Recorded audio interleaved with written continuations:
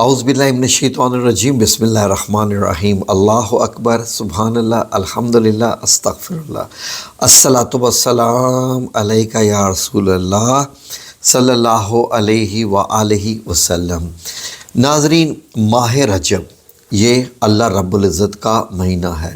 حدیث مبارک میں نبی کریم صلی اللہ علیہ وسلم نے فرمایا کہ رجب اللہ تعالیٰ کا مہینہ ہے، شعبان میرا مہینہ ہے اور رمضان میری امت کا مہینہ ہے۔ تو ناظرین، رجب کے مہینے کی فضیلت تو آپ کو معلوم ہی ہے، میں اس پہ زیادہ بات نہیں کروں گا۔ البتہ 27ویں رجب کی شب کی فضیلت تو ظاہر ہے کہ اس کائنات کا ایک ایک ذرہ جانتا ہے۔ ناظرین، ایک وقت تھا کہ حضرت آدم علیہ السلام کو جب پیدا کیا گیا جنت میں رہے، اور اس کے بعد ایک نافرمانی کی وجہ سے زمین پر اتار دیا گیا، اور اس کے بعد یہ فرمایا کہ اب میں پیغمبر بھیجتا رہوں گا، وہ میری آیات تمہیں بتاتے رہیں گے، ان پہ عمل کرتے رہنا۔ آئے یعنی حضرت آدم علیہ السلام آئے تو جنت میں سے، عرشوں سے آئے۔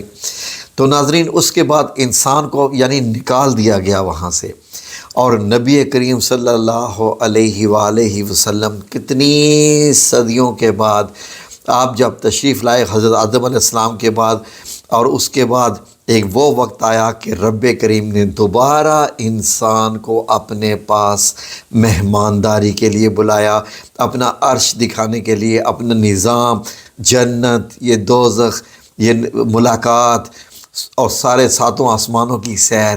ناظرین دیکھیے کیسا وقت لوٹ کر آیا۔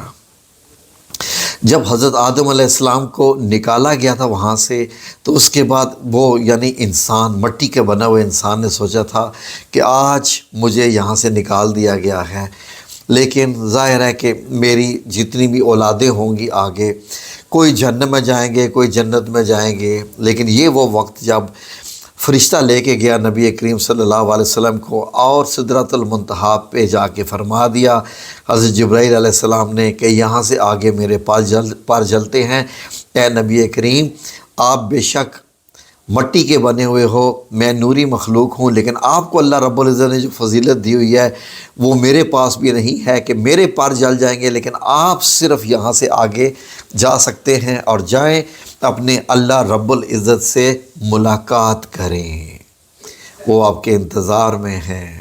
یقیناً یہی ہے نا، جب کوئی بلاتا ہے اور پھر پورا سامان بھی دے کے بھیجے کہ جاؤ میرے مہمان کو لے کے آؤ، میں اس کی آج میزبانی کروں گا۔ اور میزبانی کیسی کی ناظرین کہ الحمدللہ عرش پہ بلایا، اس کے بعد تحائف دیے، جو کہ تحائف آپ کو معلوم ہے سورہ فاتحہ، سورہ بقرہ کی آخری 2 آیات اور 5 نمازیں۔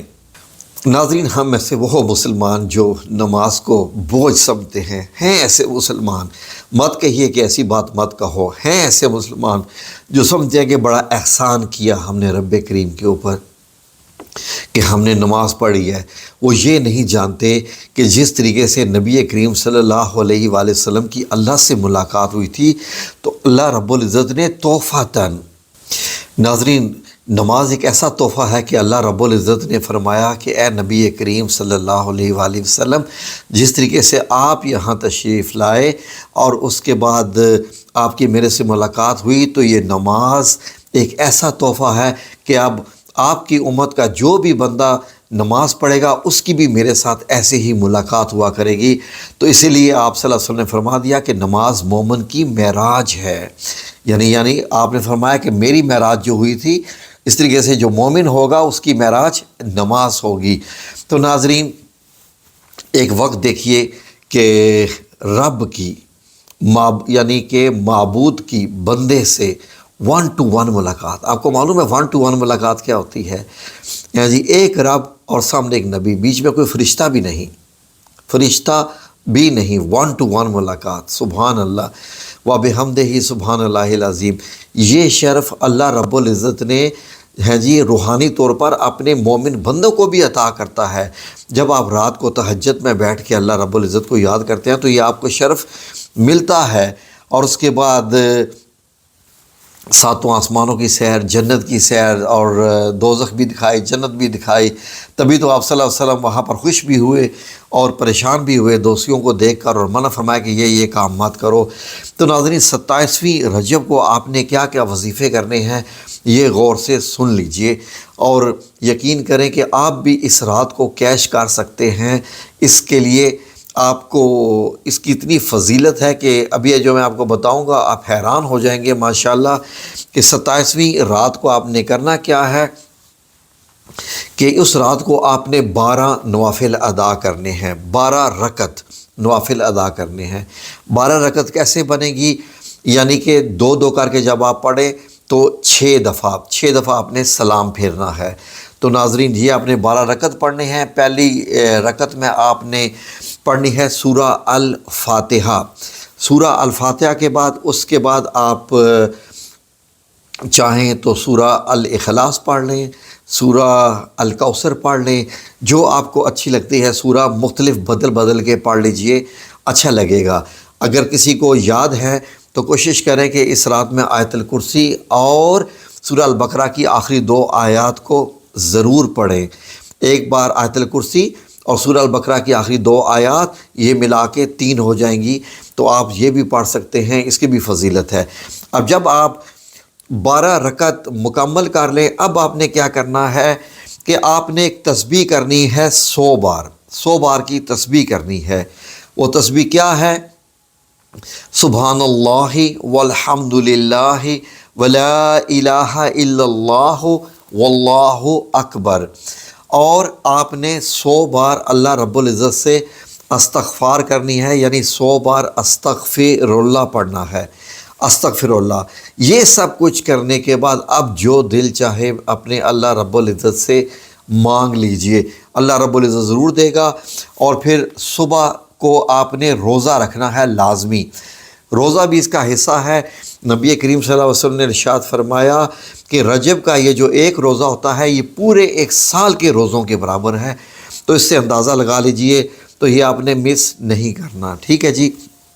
اللہ سے دعا ہے کہ جو بھی اس رات کو جو عمل کرے اللہ رب العزت ضرور قبول فرمائے، اور فرماتا ہے، یہ ذہن میں رکھ لیجئے، یہ اللہ کا مہینہ ہے، یہ ذکر بھی آپ کی ایک قسم کی ملاقات ہونے جا رہی ہے اللہ رب العزت سے، یہ ذہن میں رکھ لیجئے۔